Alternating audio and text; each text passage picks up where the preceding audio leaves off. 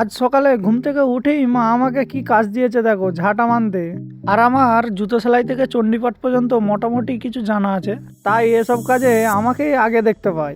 আর এই ভিডিওটা চলাকালীন আমার ছেলে ফোনটাকে নিয়ে নাড়তে যাচ্ছিল, সেটাকে বারণ করায় আমার জবাবটা কীরকম পেলাম দেখো।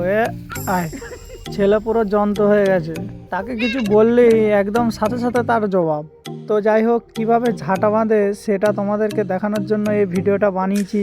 যারা নারকেল ঝাঁটা বাঁধতে পারে না তারা এই প্রসেসটা দেখে বাঁধতে পারো। আর শেষ পর্যন্ত ভিডিওটা দেখতে থাকো কিভাবে ঝাঁটাটা বাঁধতে হয়। আর আমি ঝাঁটা বাঁধাটা আমার আব্বার কাছ থেকেই দেখে শিখেছি। আর আমি যে কোনো জিনিস ভালোভাবে একবার দেখে নিলে ওই জিনিসটা করার মতো মনোবল তৈরি করে নিই। আর শীতের সকালে ঝাঁটা বাঁধতে একটু কষ্টই হয়, কেননা দড়িটা দিয়ে যখন টান দিতে হয় হাতগুলোর 12টা বেজে যায়, কারণ শীতে হাতগুলো কড়া হয়ে থাকে।